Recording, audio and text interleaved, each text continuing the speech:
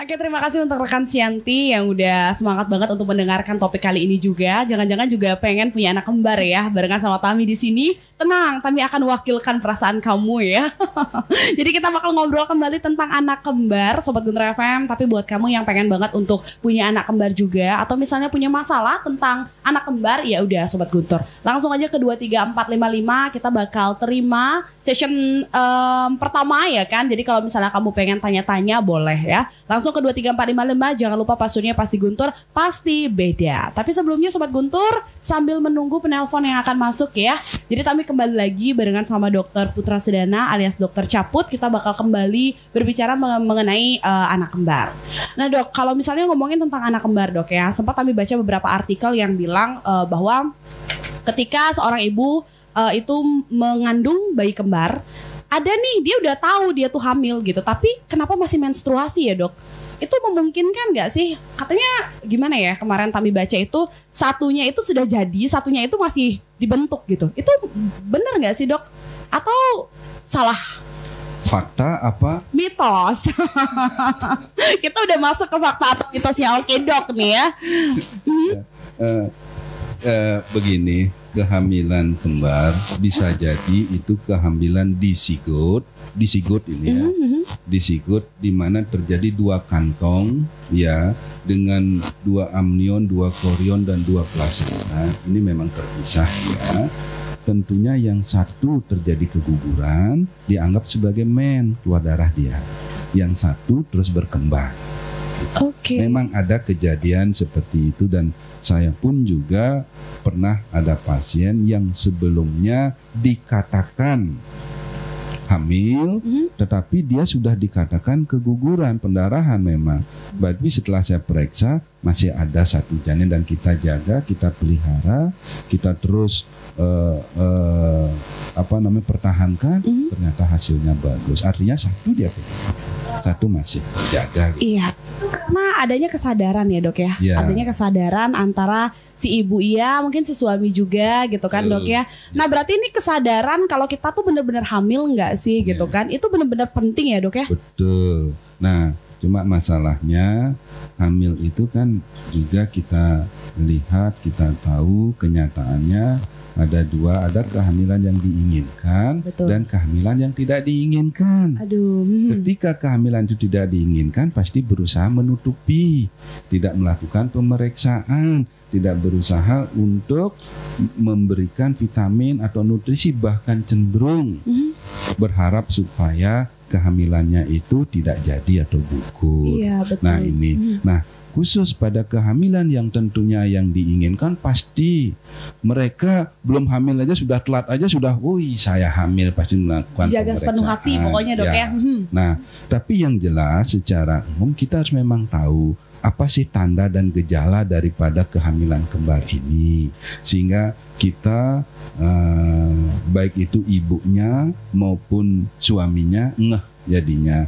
Apa itu? Pada kehamilan kembar tentunya besarnya perut, distensi itu berlebihan.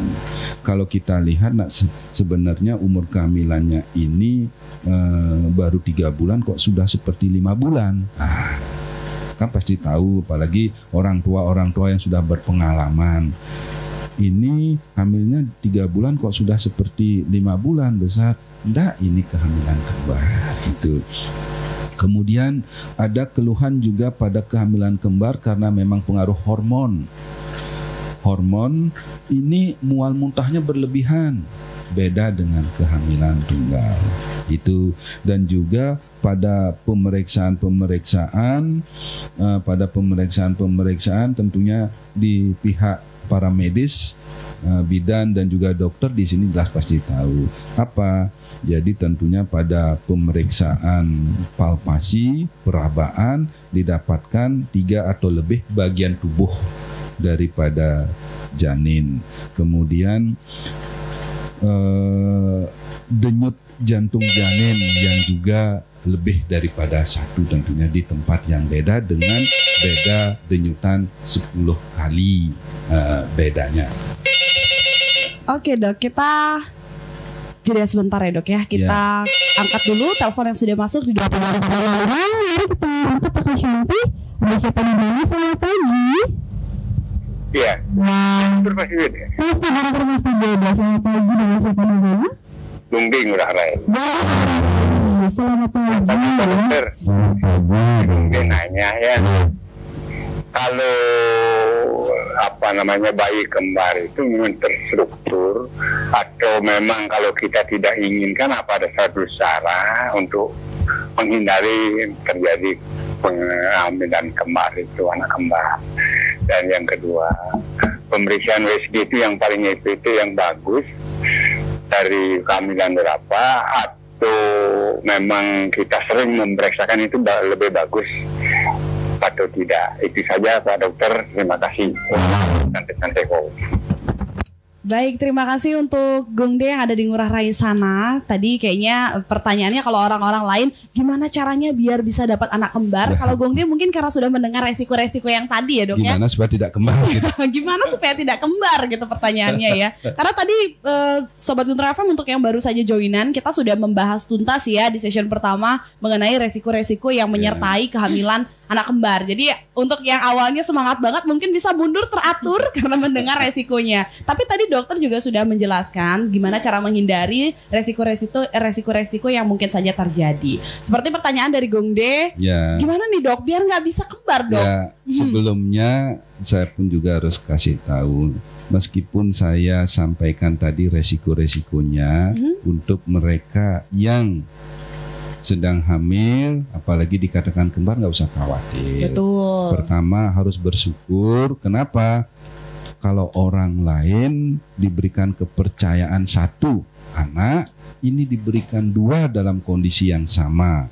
Itu. Jadi dipercaya kita untuk menjadi harusnya, berarti Dok, ya? harus lebih banyak bersyukur. Yang kedua, selama yang saya tanganin kehamilan kembar, mudah-mudahan kedepannya belum pernah ada masalah yang seperti yang saya sampaikan resiko-resikonya. Karena apa? Dari awal kita sudah manage, dari awal kita sudah perhatikan, dari awal kita sudah jaga resiko-resiko yang kemungkinan akan terjadi pada proses persalinan kehamilan kembar. Nah, kalau yang ditanyakan dari Gongde tentang cara supaya tidak hamil kembar, tentunya kita kembali lagi dengan faktor resiko, faktor predisposisi untuk terjadinya hamil kembar. Keturunan, misalnya herediter, tidak ada keturunan berarti kecil kemungkinannya. Yang kedua, jangan minum obat picu ovulasi. Ya, obat subur obat picu ovulasi itu adalah meningkatkan terjadinya terjadinya hamil kembar. Kemudian jangan mengikuti program inseminasi atau program bayi tabung, karena di situ resiko kembar lebih tinggi, lebih besar.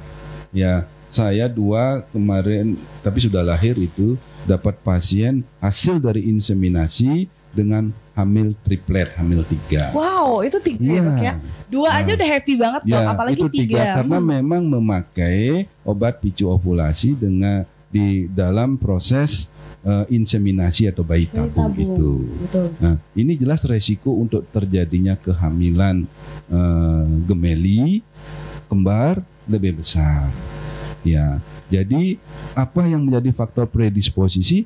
Jauhi faktor predisposisi itu, tentunya akan terhindar minimal, tapi tidak bisa kita pastikan tidak akan terjadi kehamilan kembar.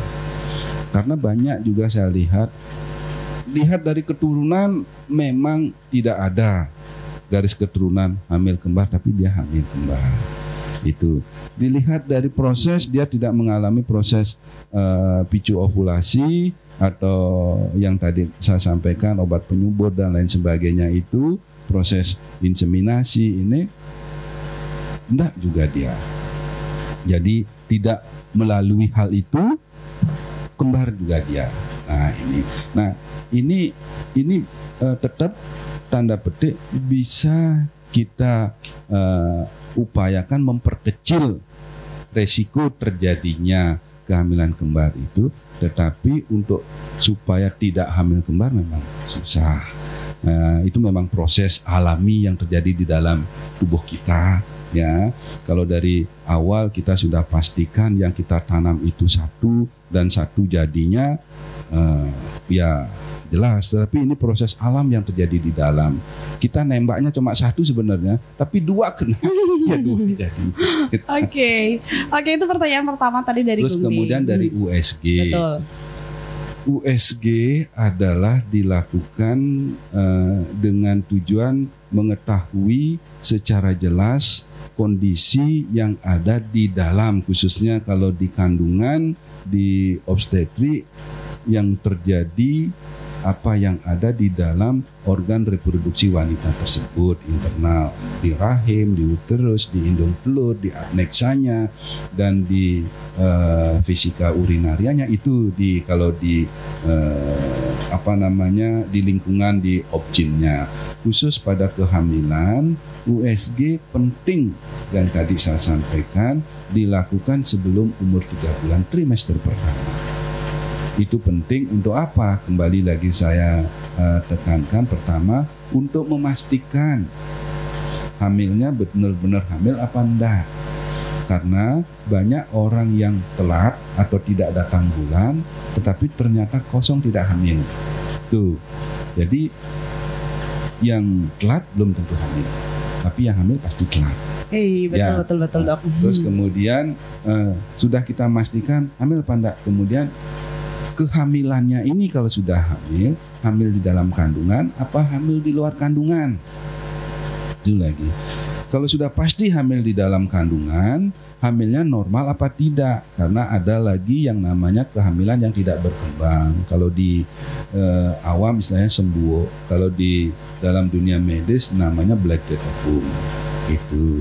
Terus kemudian kalau sudah itu bagus, tidak ada masalah, bagaimana sesuai enggak dengan umur kehamilan? Karena kita di situ mengukur telatnya, misalnya sudah 3 bulan, ini baru kita ukur kok 1 bulan.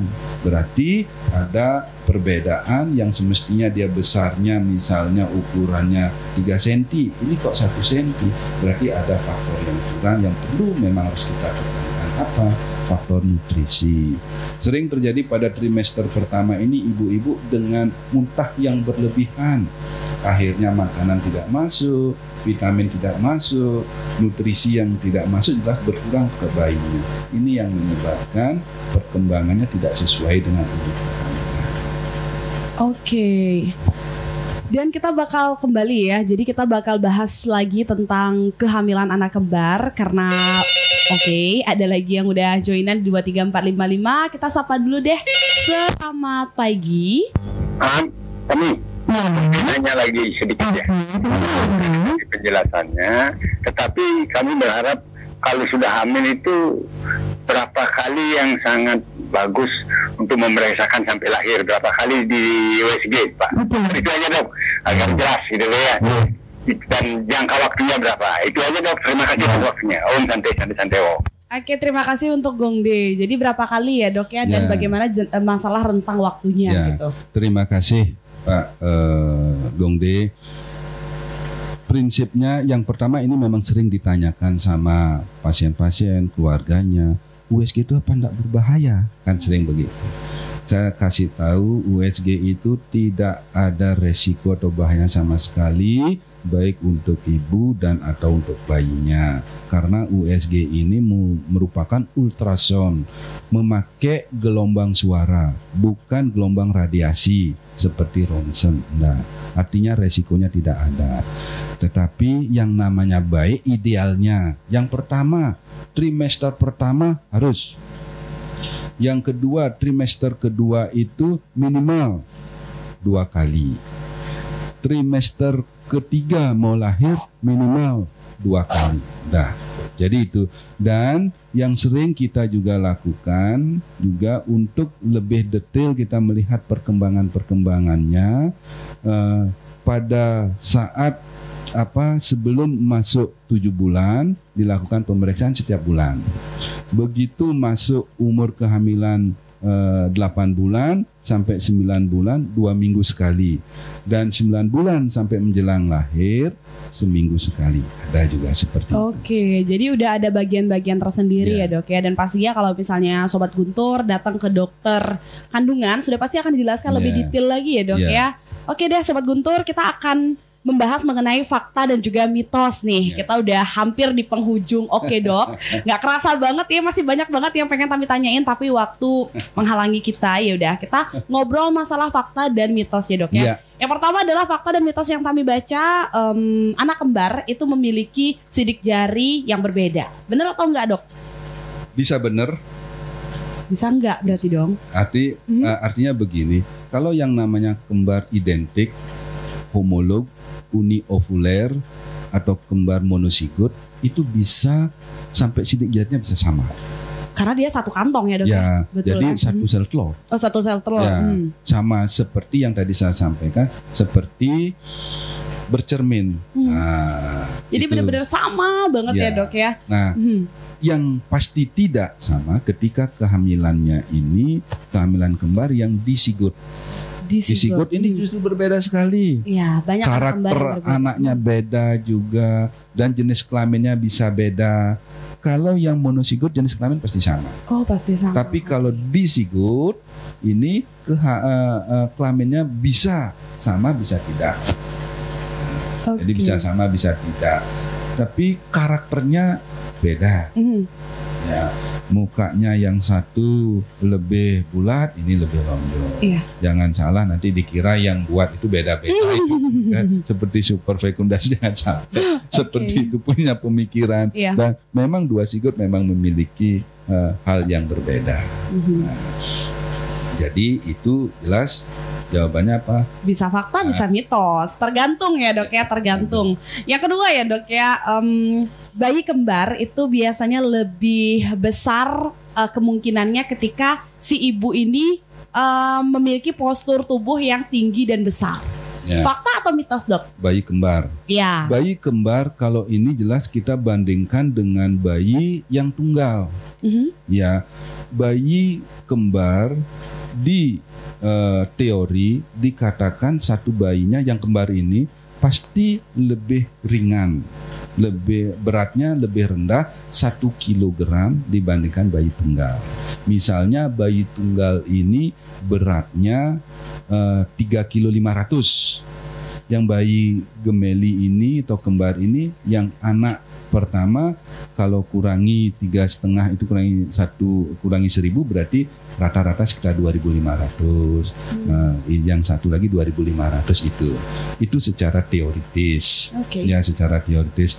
Dan juga jelas kalau hubungannya dengan ibu, tidak mungkin lah ibu yang kecil dengan bayinya yang besar sekali. Kan disesuaikan dengan kantong atau rahim atau tempat dari bayi itu. Ini tidak ada kaitannya apakah itu kembar atau tidak. Yang jelas biasanya kalau ibunya bangkok pasti anaknya bayi dalam kandung pasti besar juga. Juga ya. Oke, itu fakta dan mitos kedua. Yang ketiga adalah bayi kembar itu akan lebih mudah didapatkan kalau sang ibu ini hamilnya di usia 30 tahunan. Ya, itu jelas dari sisi teori semakin tua dari sisi umur resiko untuk terjadinya kehamilan gemeli lebih besar, lebih tinggi. Sampai pada umur 40 tahun. Kalau 40 tahun mereka hamil, resiko untuk terjadinya kehamilan kembar pasti lebih kecil, menurun lagi. Ya, jadi misalnya kalau dibandingkan antara umur 20 dengan umur 30, jelas pasti resikonya lebih tinggi kehamilan kembar pada umur 30. Kalau antara dibandingkan antara umur 30 dengan 40, jelas pasti lebih tinggi lagi umur 30 dibandingkan 40, karena dari 40 itu pasti menurun juga dia untuk resiko peluangnya ibu tersebut untuk hamil kembar. Oke, jadi bener ya kalau misalnya mau hamil kembar di usia 30 ini benar-benar bisa banget Sobat Guntur. Karena setelah di usia 40 itu bakal menurun kembali ya Dok ya. Karena Taminya sudah umurnya hampir 30. Anda Dok, Taminya bukan ini, cuma nanti nikahnya bolehnya umur segitu, gimana dong? Iya oke, Sobat Guntur FM. Setelahnya adalah fakta dan mitos keempat nih Dok ya. Fakta mitos keempat yang Tami baca adalah seorang ibu yang hamil kembar itu akan makan jauh lebih banyak lagi dibandingkan dengan ibu yang hamilnya tunggal gitu kan. Tapi ada juga yang ternyata dia sama aja, biasa aja, sehingga tidak disadari bahwa dirinya hamil kembar gitu Dok. Itu terjadi beda pada umur kehamilan. Pada umur kehamilan sebelum 3 bulan jadi trimester pertama, justru pada kehamilan kembar makanya lebih sedikit dibandingkan hamil biasa. Kenapa?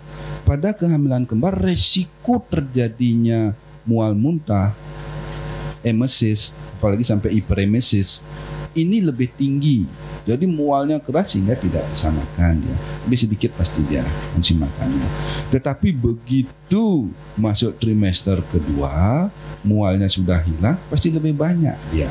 Karena disitulah perkembangan bayi itu akan lebih banyak memerlukan asupan makanan, nutrisi dan lain sebagainya. Dia akan lebih banyak dia makan. Jadi tergantung umur kehamilannya. Pada wanita hamil dengan kembar pada trimester pertama kecenderungannya makannya lebih sedikit dibandingkan hamil. Tetapi pada hamil setelah trimester pertama pasti lebih besar, lebih banyak kebutuhannya yang diperlukan sehingga dia perlu makan yang banyak. Oke, gitu ya Sobat Guntur FM ya. Yang terakhir Dok, fakta dan mitos terakhir yang kami kantongi adalah anak kembar biasanya kalau si A itu makannya manis, si B biasanya makannya yang asam-asam. Tapi mereka bisa merasakan satu sama lain tanpa mereka mencicipi. Itu benar gak sih Dok? Ya, jadi kalau kembar, kembali lagi, kembarnya itu kan ada dua, monosigot dan disigot. Nah, apa yang dirasakan biasanya kalau monosigot pasti dirasakan juga ya sama yang lainnya. Satu darah, satu perasaan. Ya. Tapi kalau disigot beda dia. Itu beda. Tentunya apa yang dirasakan dicap sama yang satu belum tentu ini. Tetapi kecenderungannya lebih merasakan juga karena apa? Karena dalam satu wadah, satu kandungan yang semuanya bersumber dari satu darah ibunya, walaupun sudah terpisah dia di dalam kandungan itu. Oke, itu kali Dok yang menyebabkan banyak sekali fakta-fakta yang beredar atau mitos atau fakta yang beredar di luar sana bahwa kalau anak kembar itu satunya sakit, yang lagi satu pasti akan sakit sebentar lagi. Soalnya saya pernah dengar nih Dok, satu teman ya yang udah punya anak kembar, berhasil nih punya anak kembar Dok, sementara saya belum nikah. Jangan dulu ya. Oke, yang satunya katanya anaknya sakit, kemudian yang satunya nggak sakit Dok, tapi dokternya bilang kayak gini, ini kembar kan? Iya, tapi anak saya nggak sakit tuh. Nggak apa-apa, kasih obat aja, nanti pasti sakit, katanya gitu. Iya kan Dok ya? Itu kali ya yang menyebabkan, karena mereka benar-benar satu tempat, satu wadah gitu kan, benar-benar bersumber dari darah ibunya ya. Jadi di sini pun juga kita bisa sebenarnya mengambil pelajaran apa untuk diketahui bahwa kehamilan ini merupakan, kandungan itu adalah sekolah pertama dari seorang bayi. Itu. Yang kedua adalah ketika bayi kembar, disinilah dia tuh belajar, sama-sama belajar. Apa hasilnya belajar? Bayi ini akan menjadi, ketika menjadi anak yang tidak merasa pintar tapi pintar merasa. Wow, tidak merasa pintar tapi pintar merasa ya. Closing statement yang apik sekali dari Dr. Putra Sedana alias Dr. Caput. Sobat Guntur FM, kenapa closing statement? Ya karena sudah 1 jam kita berbincang-bincang di Oke Dok, obrolan kesehatan bersama dokter. Pastinya barengan sama Dr. Putra Sedana alias Dr. Caput dan juga bersama saya Tami Krisna. Sobat Guntur FM, demikian Oke Dok hari ini edisi hari Minggu di tanggal 21 Juli 2020. Kalau misalnya Sobat Guntur masih pengen banget untuk mendengarkan topik-topik menarik lainnya, jangan pernah lewatkan Oke Dok, obrolan kesehatan bersama dokter setiap hari Minggu dari jam 8 pagi sampai jam 9 on time. Yaudah Sobat Guntur, saya Tami Krisna pamit undur diri. Saya kembalikan ke rekan Shanti. Silakan rekan Shanti.